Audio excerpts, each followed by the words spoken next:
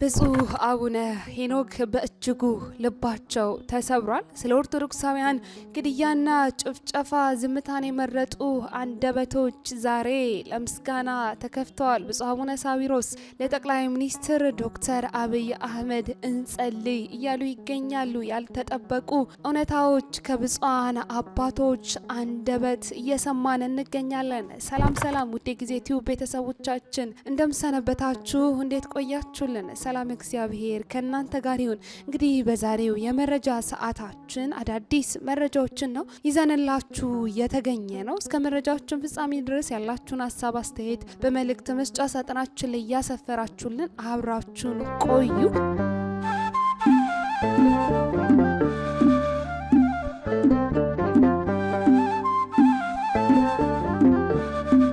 ቀዳሚ ያደረግንላችሁ መረጃችን እንግዲህ ከሰሞኑ በርካቶችን ያነጋገረውን ሁነት የሚያስቃኝ ይሆናል። ከሰሞኑ ስለ ክቡር ጠቅላይ ሚኒስትር ዶክተር አብይ አህመድ እየተነገሩ ያሉ እውነታዎችና ከብፁዓን አባቶች አንደበት እየደረሱ ያሉ የምስጋና መልእክቶች በርካቶችን እያነጋገረና እንዲሁም ደግሞ እያስደመመ ይገኛል። የጠቅላይ ሚኒስትር ጸሐፊ የሆኑት የጠቅላይ ቤተ ክህነቱ ዋና ጸሐፊ የሆኑት ብፁዕ አቡነ ሳዊሮስ እንዲሁም ደግሞ የጠቅላይ ቤተ ክህነቱ ዋና ስራ አስኪያጅ የሆኑት ብፁዕ አቡነ ዲዮስቆሮስ ስለ ጠቅላይ ሚኒስትር ዶክተር አብይ አህመድ ያልተጠበቁ እውነታዎችን እየተናገሩና እንዲሁም ደግሞ የምስጋና መልእክቶችንና ሙገሳዎችን እያደረሱ ይገኛሉ።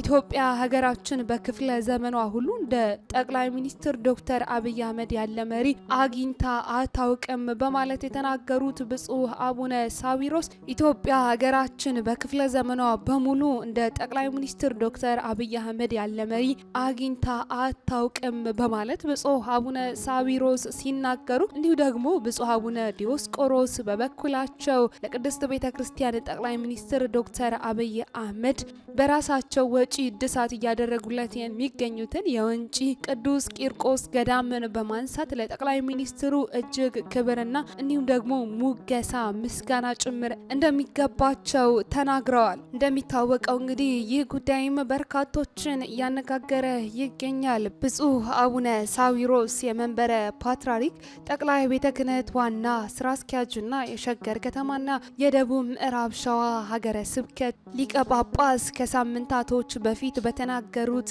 አንድ ንግግራቸው እንግዲህ ስለ ጠቅላይ ሚኒስትር ዶክተር አብይ አህመድ በርከት ያሉ እውነታዎችን ተናግረዋል። ብፁዕነታቸው እንደገለጹት ከሆነ እንግዲህ ቤተክርስቲያናችን ለዶክተር አብይ አህመድ ትጸልያለች በማለት የተናገሩ ሲሆን የኢትዮጵያ ኦርቶዶክስ ተዋሕዶ ቤተክርስቲያን ለጠቅላይ ሚኒስትር አብይ አህመድ አሊ ሳትጸልይ ውላ አድራ አታውቅም በማለትም ይህንን ንግግራቸውንም አጽንተዋል። እንዲሁ ደግሞ ብፁዕ አቡነ ሳዊሮስ አክለው ኢትዮጵያ በዘመኗ እንደ ዶክተር አብይ አህመድ ያለ መሪ አግኝታ አታውቅም ያሉ ሲሆን በእጅ የያዙት ወርቅ እንደ መዳብ ይቆጠራል እንደሚባለው ሁሉ ያሉ ሲሆን በእጅ የያዙት ወርቅ እንደ መዳብ ይቆጠራል እንደሚባለው ተረት ሆነና እንጂ ለመሪያችን በየእምነታችን ነጋ ጠባ መጸለይና እንዲሁም ደግሞ ሁላችንም በእምነታችን መሪያችንን በጸሎት ልናግዛቸው ይገባል በማለትም ተናግረዋል። ይህ የብፁዕ አቡነ ሳዊሮስ ንግግራቸው በእንዲህ እንዳለ ነው እንግዲህ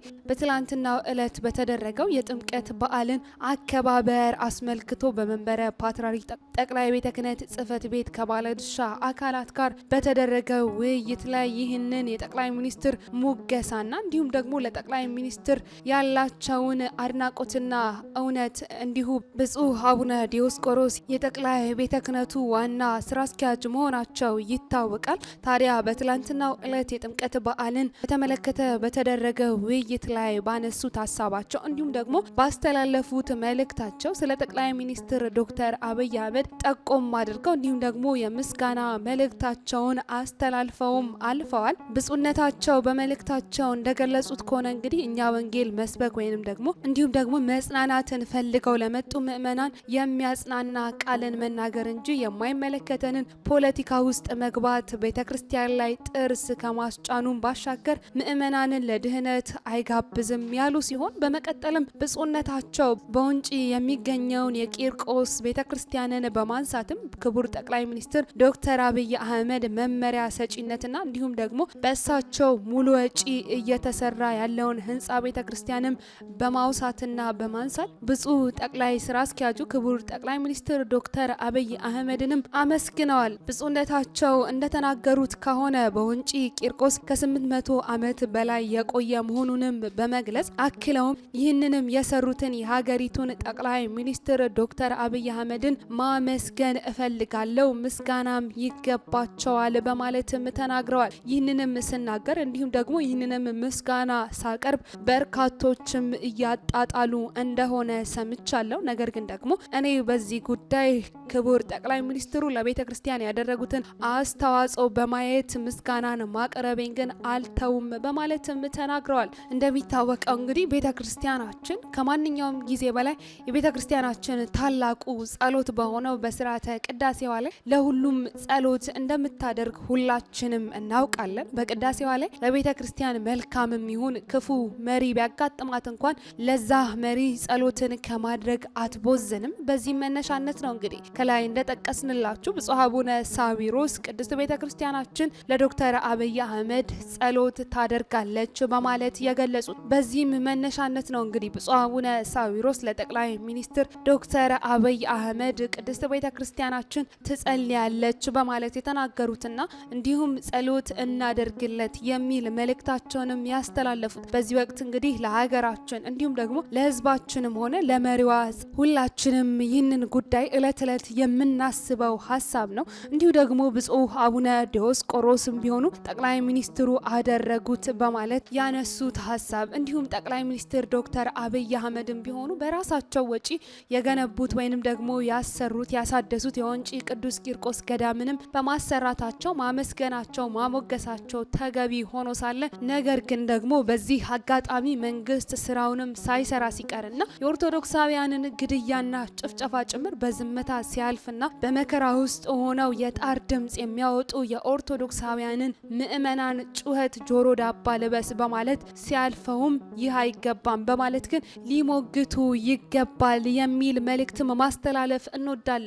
የሞቱ የሚገኙ ኦርቶዶክሳውያንን አልሞቱም፣ እንዲሁም ደግሞ እየተገደሉ የሚገኙ ኦርቶዶክሳውያንን ባለማተቦች አልተገደሉም እያሉ ነገሮችን በዝምታ ሲያልፍና እንዲሁም ደግሞ ይህንን ድርጊት በዝምታ እያየ እንዳላየ እየሰማ እንዳልሰማ ሲያልፈው መገሰጽና መፍትሄ ይስጠን በማለት ሊጠይቁ ይገባልም የሚል መልእክት አለ። ለምስጋናና ለሙገሳ የተፋጠኑ አንደበቶችም ቢሆኑ እንጸልይ እያሉ የተማጸኑ ልሳኖችም ቢሆኑ ኦርቶዶክሳውያን ሲጨፈጨፉና መከራ ሲደርስባቸው እንዲሁም አንገታቸው ሲቀላ ለምን ተደረገ?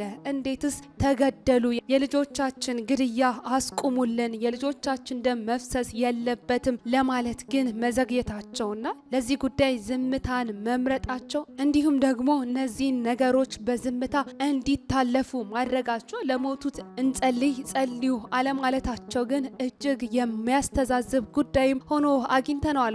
በርካታ ኦርቶዶክሳውያንም ቢሆኑ በዚህ ጉዳይ ላይ ጥያቄ ማንሳታቸውና ትችት መሰንዘራቸው እንዲሁም ደግሞ ወቀሳ ማቅረባቸው ለዚህም ይመስላል። እነዚህ ታላላቅ ብፁዓን አባቶች እንግዲህ ጠቅላይ ሚኒስትር ዶክተር አብይ አህመድ ለቤተ ክርስቲያን ያደረጉትን አስተዋጽኦ ለቤተ ክርስቲያን ላደረጉት አስተዋጽኦ ማመስገናቸው ይበል የሚያሰኝ ቢሆንም ለሚያደርጉትና መንግስት ይህንን ጉዳይ በዝምታ ማለፉና ለሚገደሉት ኦርቶዶክሳውያን እንዲሁም ደግሞ ለሚፈሰው የምእመናን ደም መፍትሄ ለማምጣት አለመስራታቸው በዚህ ጉዳይ ላይም መንግስት መፍትሄን አለመጠየቃቸው ግን ግርታን የሚያጭርና በእነዚህ ብፁዓን አባቶች ላይ ወቀሳ ጭምር ምእመናን እንዲያቀርቡ የሚያደርግም ጉዳይ ሆኗል። ሌላኛው ልብ ሰባሪ እጅግ አሳዛኝ መርዶ ደግሞ ከብፁዕ አቡነ ሄኖክ አንደበት ሰምተናል። በደቡብ አፍሪካ የኢትዮጵያ ኦርቶዶክስ ተዋሕዶ ቅድስት ቤተክርስቲያናችን በደቡብ አፍሪካ የኢትዮጵያ ኦርቶዶክስ ተዋሕዶ ቤተክርስቲያን በእሳት ሙሉ በሙሉ መቃጠሉን እንዲሁም ደግሞ መውደሙም ተገልጿል።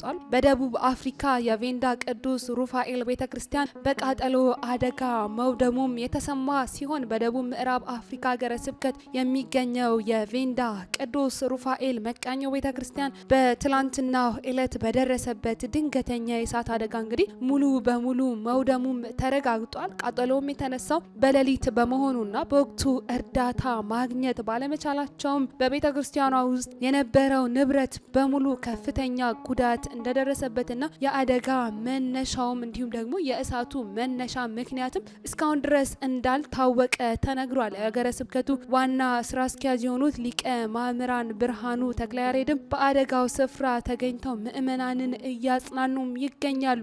ይህም ክስተት እንግዲህ በመንፈሳዊ አገልግሎቱና በምእመናን አንድነት የምትታወቀውን ቤተ ክርስቲያን ላይ የደረሰው ይህ አደጋም በደቡብ አፍሪካ ለሚኖሩ ኦርቶዶክሳውያን በሙሉ ታላቅ ሐዘንም ሆኖባቸዋል። የደቡብ አፍሪካ ሀገረ ስብከት ሊቀ ጳጳስ ለሆኑትም ብፁዕ አቡነ ሄኖክም ትልቅ የልብ መሰበር እንዲያጋጥማቸውም ምክንያት ሆኗል። ብፁዕ አቡነ ሄኖክም በዚህ ድንገተኛ አደጋ እንዲሁም ደግሞ በዚህ የቤተ ክርስቲያን ቃጠሎና ውድመትም የተሰማቸውን ጥልቅ ሐዘንም ገልጸዋል። ታላቅ ሐዘንና የማያቋርጥ ጭንቀት በልቤ አለ የሚለውን በመጽሐፍ ቅዱስ ክፍር በሮሜ ምዕራፍ 9 ከቁጥር 2 ላይ የተቀመጠውን ሐሳብም መነሻ በማድረግ የሐዘን መግለጫቸውን ያሰፈሩት ብፁዕ አቡነ ሄኖክም በደቡብ አፍሪካ የኔቫዳ ቅዱስ ሩፋኤል ቤተ ክርስቲያን በደረሰበት የእሳት አደጋና ውድመትም ጥልቅ ሐዘን ተሰምቶኛል በማለትም ገልጸዋል። የደረሰውም አደጋ የአጥቢያውን ምእመናን እጅግ ልባቸውን በሐዘን የሚጎዳ ቢሆንም ከምንም ጊዜ በላይ ፍቅራቸውንና አንድነታቸውን በማጠናከር ለተሻለ ስራ ሊነሱም ይገባል በማለትም በሀገረ ስብከቱ ለሚገኙ ምእመናንም መልእክታቸውን አስተላልፈዋል። በመላው ደቡብ አፍሪካ የምትገኙ የመንፈስ ቅዱስ ልጆቻችን በሙሉ ቤተክርስቲያኑን መልሶ ለመገንባት በሚደረገው ጥረት ላይም የበኩላችሁን አስተዋጽኦ እንድታደርጉ አባታዊ ጥሪያችንንም እናስተላልፋለን በማለትም ብፁዕ አቡነ ሄኖክ የደቡብ ምዕራብ አፍሪካ ሀገረ ስብከት ሊቀ ጳጳስ መልእክታቸውንና የሐዘን መግለጫቸውንም አድርሰዋል። ውድ የጊዜ ቲዩብ ቤተሰቦቻችን ለዛሬ ያዝንላችሁ መረጃችን ይህንን ይመስል ነበር። በሌላ መረጃ እስክንገናኝ ድረስ ሰናይ ጊዜ ለእናንተ ተመኛል።